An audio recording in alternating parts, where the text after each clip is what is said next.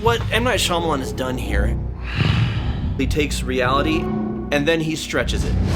You like to make fun of us, but we're more powerful than you think. With dissociative identity disorder, you're dealing with multiple identities living within one body. They are asleep! And so to go the route of there are good, innocent people in the system who are trying to keep the monsters at bay. How realistic is this? It's not. 0? Not even at all. 0.5?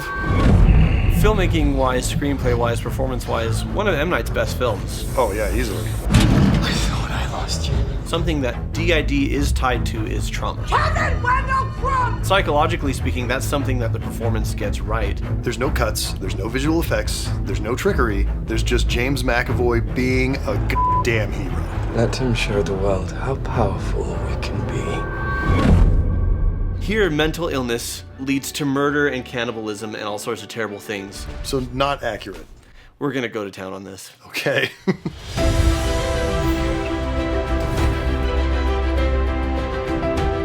Hello and welcome to Cinema Therapy. I'm Jonathan Decker, licensed therapist, and I take my fashion cues from the PGA Tour. I'm Alan Seawright, professional filmmaker, and I need therapy. Yes, and so today is our villain therapy series. We're going to be exploring Kevin Wendell Crumb and his 24 other personalities from the film Split, otherwise known as How Not to Do Dissociative Identity Disorder. At least not if you don't want to get canceled. Wow! Okay, right out of the gate. Amazing film. Absolute, like, super fun movie, unreal performance from James McAvoy, and I bet you're going to tell me not remotely close to real life. Not realistic and grossly irresponsible. Grossly irresponsible. To the mental health community. That's always something you want attached to yourself. Gross. You can enjoy Split as a movie, but it is a movie, and we're going to pick the flesh off of its bones for how it does just a terrible number for the DID community. Yeah, a better representation of the DID community would be Moon Knight, Moon Knight. which we will be getting to. Stay tuned for that. Yeah. Who's going to look after us when you retire or pass on? You know, we're going to have to take care of ourselves. I love that he says us and we. He's referring to a whole system. If ever something were to happen to me, I've made arrangements with a colleague from Baltimore to take over. Hey, you, So she's actually doing really good stuff, right? Like, Yeah. as far as movie therapist, she's No, not she's bad. great the whole movie. Okay. I have so many questions. Yeah. By the way, is anybody listening? Does anybody care about us? Yes, the University of Paris has asked me to do a lecture, in fact. I'm going to be doing it via Skype from right here. People are believing more. Remember Skype before Zoom happened? Let's meet at our usual time next week. I would rather you didn't leave, Barry. Did something happen? Don't worry. Because he scheduled an emergency Just a session. visit. I'm doing much better. I actually Enjoyed your sketches, Barry? You're usually very protective of them. Yeah. Thanks. And I'll see you next week at our usual time. Thanks for fighting for us, Dr. Fletcher. So he's not Barry. He's Right. Which of the personalities masquerading as Barry? Dennis, right? Dennis. 'Cause Yeah. Dennis is the one with OCD. And she's suspicious. She's picking up on it for sure. Yeah, well, and my first read was OCD, but he doesn't have the anxiety of that accompanies OCD. I think it's more OCPD. The difference between OCD and OCD is I have anxious thoughts, and then there's a compulsive behavior that purges them and gets them out of my system. And that can be about anything. Sure. Whereas OCPD, obsessive compulsive personality disorder, is more about tidiness and order. Oh, okay. And so oftentimes OCPD isn't highly about anxiety and purging the anxiety. It's just about, I like things neat. I like things a certain way. It's just Mr. Incredible's boss. Yeah. Yeah. With the pencils. Okay, really quickly, explain what is a DID system? Because you said Yes, it's a whole system. Well, and I want to approach something head on. So we did a DID episode on Gollum from Lord of the Rings. Sure. Mm-hmm. And I got taken to task in the comments section, and rightly so, by our fans. And Because you missed some stuff. It was mostly good, but I missed some stuff. Yeah. And here's something that the scene gets right. The science behind all of this is constantly evolving. yeah, Right? sure. Because when we talk about dissociative identity disorder, when we talk about clinical depression, when we talk about anything, these are constructs used to describe a behavior. Right. and to hopefully prescribe some sort of treatment that is helpful. With dissociative identity disorder, you're dealing with what used to be called multiple personalities, right? Sure. But multiple identities living within one body. What I based that episode on was my education, my experience, and what I knew about the research. But here's the thing. We're now on the DSM-5, right? You were learning on the 4, right? I was learning on the 4 because that's how old I am. We're on the DSM-5. My error was I said, here's what the studies say, and I didn't listen enough to the people who experience it. Looking at it from a clinician's always going to show up on a scene and say, my duty is to heal. It's to help, right? And so we look at a problem and we look for a solution. And so many systems in our comments commented, there's nothing to heal. Yeah, we're good. We're good. We're a healthy system. There's 4 of us and we're great. Yeah, we live in harmony together. We look out for each other. So they're hearing 2 voices. And so they think there's 2 people in there. With dissociative identity disorder, this is known as switching, right? When one We're here! Help us! when one personality is speaking, is inhabiting. Don't go in there. One thing that you see a lot in movies that doesn't happen as much in real life is rapid switching or conversations between the 2. Yeah, does that ever happen? I'm not saying it never happens, but it's rare. Pretty rare. Don't worry. I'll talk to him. He listens to me. Oh my gosh. Okay. James McAvoy. He's not well. He's not well. He knows what you're here for. He's not allowed to touch you. He knows that.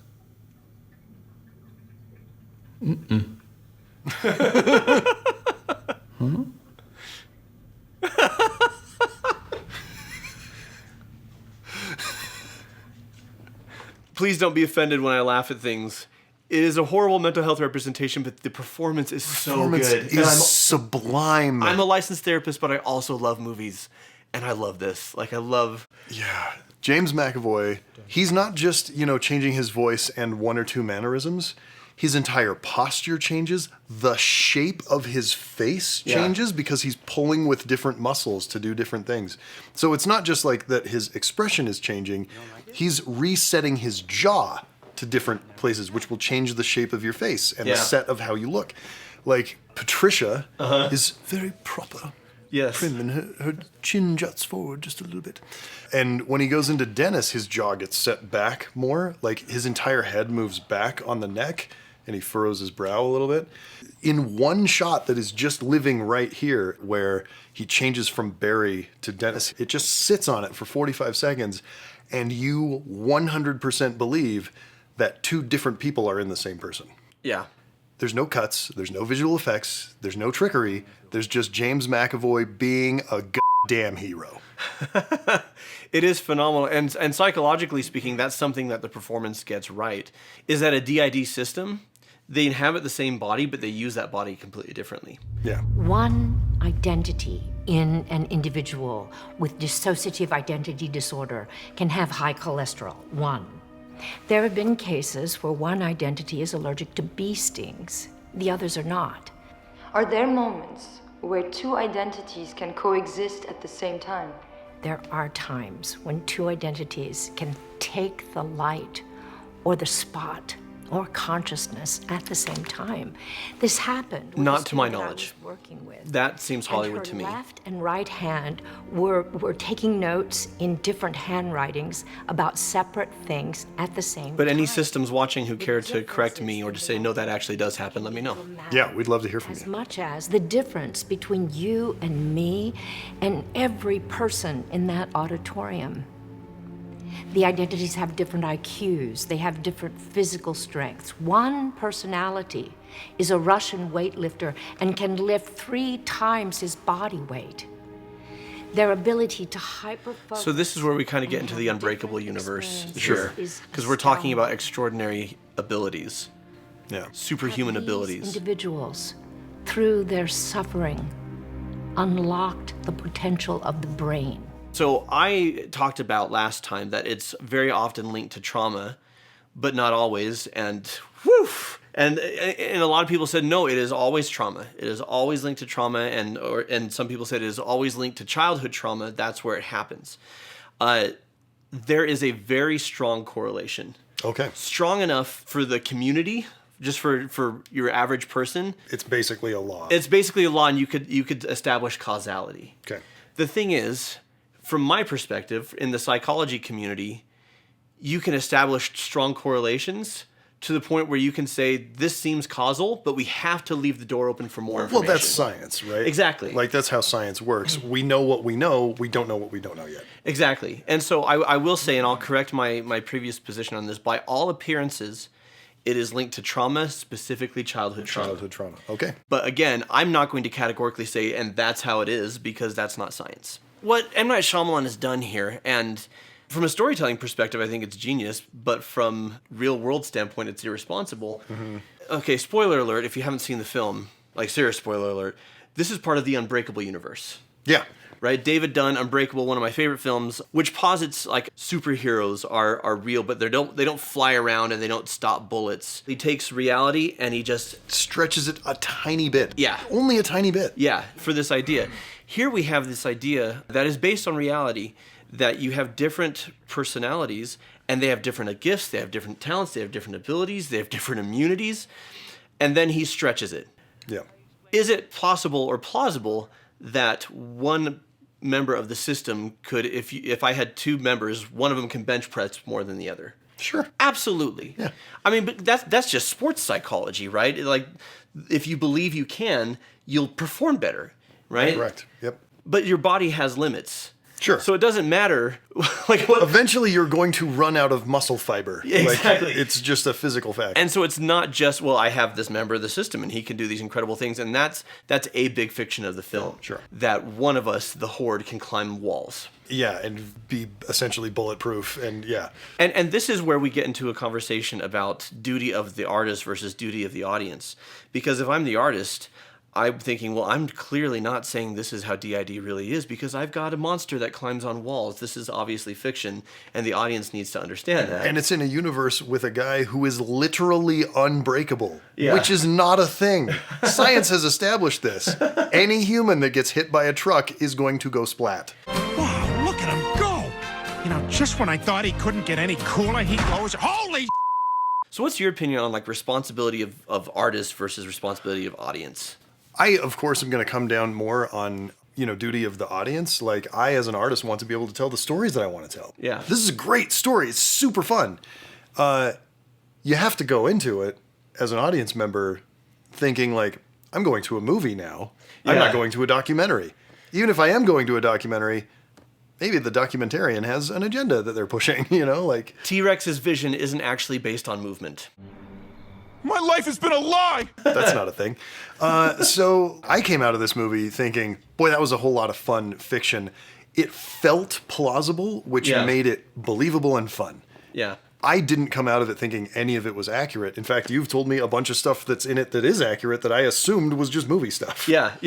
But there's so much power when the artist takes the time to get it right, which we'll talk about in our Moon Knight episode, that you actually can learn real things. So here's my bias.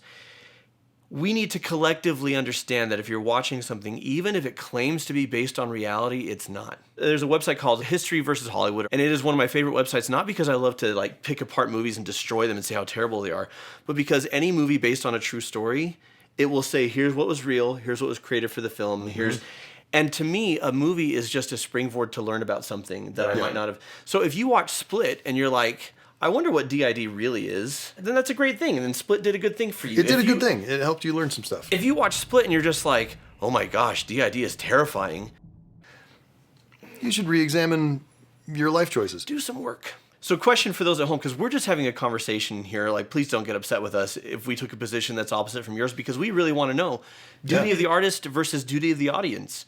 Where do you think the most responsibility falls and why? We want to hear from you. Do a comment. Do it! Do what? I think I'm talking to Dennis. But he's been banned from the light because, among other reasons, he has a proclivity to watch young girls dance naked, which he himself knows is wrong and has fought against with little success. So here's an issue I have with the film when it comes to And I've guessed this. vilifying or because you've stigmatizing. adjusted the chocolate dish twice since you came in. There, I understand. the Horde is a cannibal. Dennis is a pedophile. So the idea that is dangerous of this film. Is that you can have a criminal inside a system? Yeah, which, don't get me wrong, I guess it's possible. But we have anybody has the capacity to do terrible things. Yeah. That's any human. But we have so little representation of DID in media, and usually what we have is it's a horror movie trope, or it's meant to be creepy, or just kooky or weird. And so to go the route of there are good, innocent people in the system who are trying to keep the monsters at bay, what that does for me, if I haven't done my research and if I don't watch cinema therapy, is if I meet a system, there's an immediate fear there. Like, sure, the person I'm talking to is nice, but who else is in there? Who else is in there and how evil are they? Or is an evil person masquerading as a good person now and I'm interacting with them? I want to talk about Kevin and what his mother did to him. What's the name of this personality? This is Dennis. Yeah. I'm happy you're suddenly so open. Kevin's mother had rather malevolent ways of punishing a 3-year-old. Is that when you arrived in the light? The one way to avoid her attention was to keep everything spotless, everything perfect. So Dennis, throughout the film, is obsessed with I know you're coming from everything being in its place, everything, if it needs to be washed, if it needs to be tucked in, if it needs to be. And Kevin, the boy, the one who was the first personality, got beaten by his mother when things were out of place. Right. So the idea that Dennis, you could say, was created, but that's not accurate to people's experience. They don't consciously sit there and create a new personality. It's more like they emerged, like there was a seed in there that sprouted. But Dennis emerged to protect Kevin.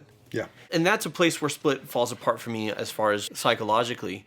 In real life, the personalities that emerge in a DID host exist largely because there was a trauma, and I'm here to help with that. I'm here to make you feel strong.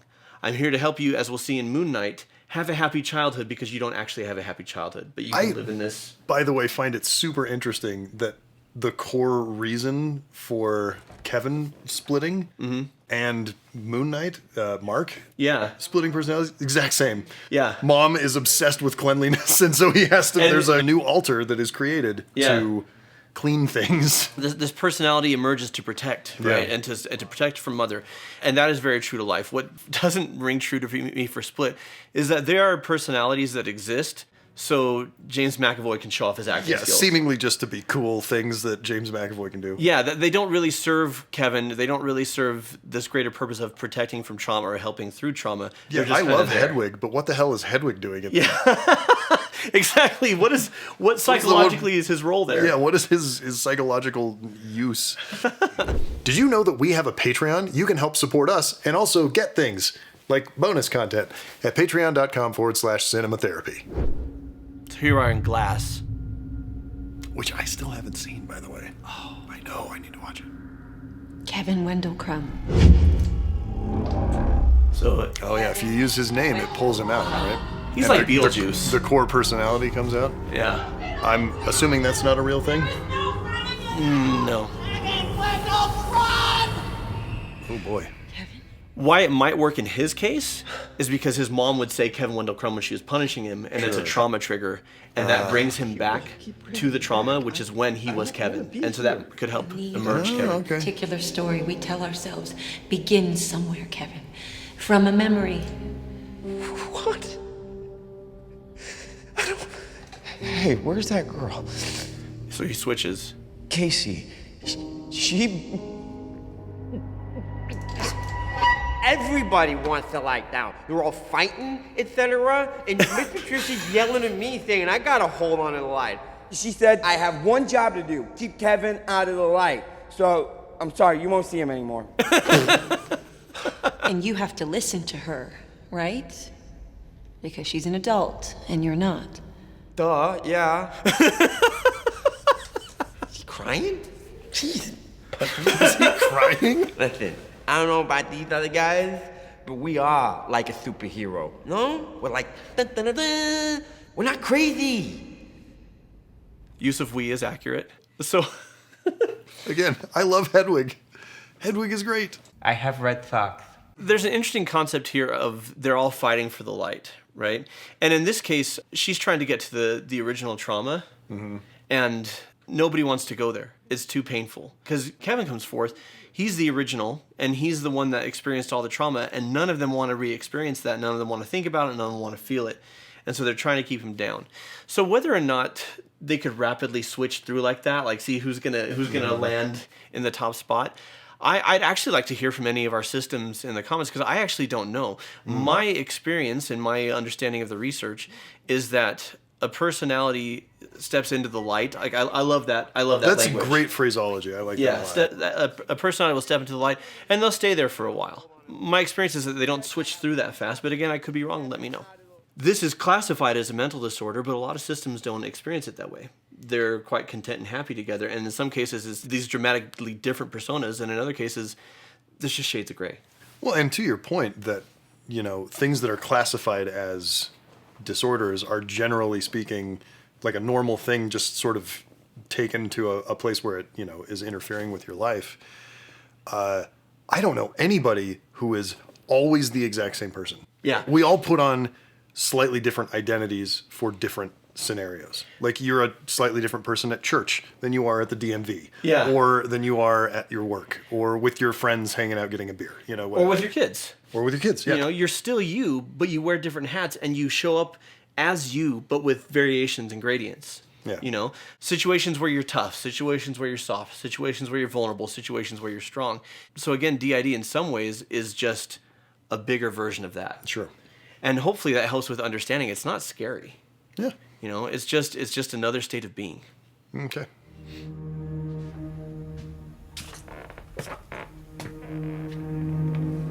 So she has just used his name, and this is Kevin. Who are you?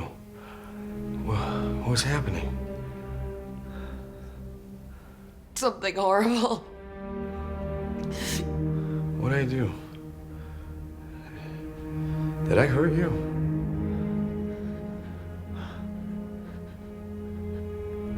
So Kevin, the original, doesn't say we. He sees himself as being taken over. Fletcher. Dr. Fletcher. Which again may not be the best message. Who did that? You did. I swear I was on a bus. I don't remember anything after I like that she interacts with the different personalities differently. Yeah. She doesn't see it all as just one person.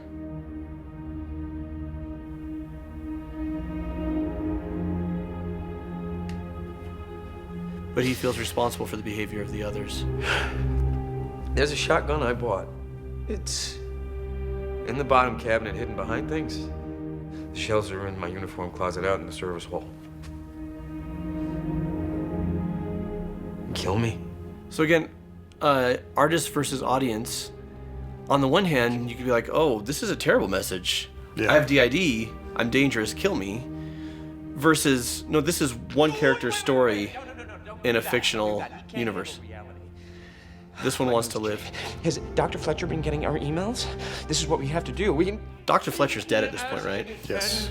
08, when Anantapala suffered the Shahi's most crushing defeat, and Mahmud History overran buff the character. entirety of the Punjab region, taking the famed temple of Kangra.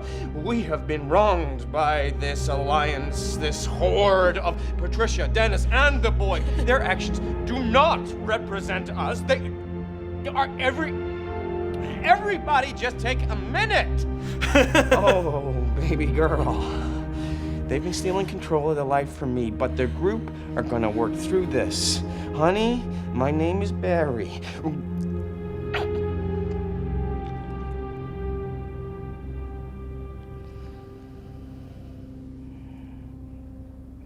You shouldn't have used the walkie-talkies.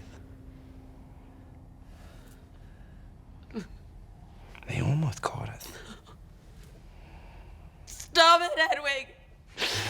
They were right. Look at you. You're so frightened of us. Dennis and Miss Patricia are in charge because of me. I'm gonna give the light to them now. No one's allowed to make fun of me anymore. So, tour de force performance. Yeah. Horrible messaging.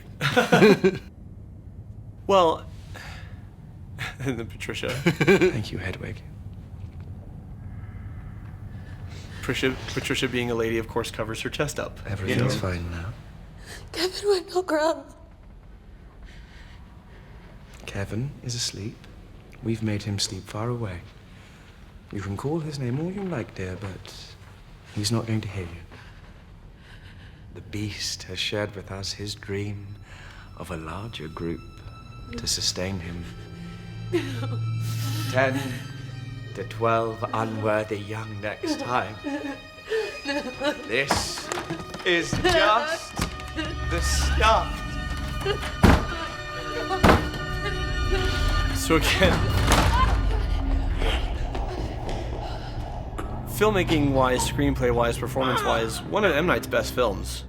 Oh yeah, easily. How realistic is this? It's not. Not even a little bit. 0? Not even at all. 0.5? This is the most unrealistic scene for me, with the rapid switching and the messaging of kill me, and there are parts of me that are dangerous. Yeah. Another thing that I think is terribly irresponsible in the film is that the psychologist is fantastic. And here's why that's irresponsible. Because good psychologists get murdered? Is that why? Yes. Because if you view mental illness with compassion and empathy and humanity, you deserve to die then, and get eaten. Then you're a soft-hearted sap who deserves to get murdered because no, they're actually terrifying and you're right to be afraid of them. Like that is the message. That is the text of the film. Whoopsie. Whoopsie. M. Night made a whoopsie. It happens. It happens a lot. Listen, it's still, that messaging is still not as bad as Avatar: The Last Airbender. Shots fired! Shots fired!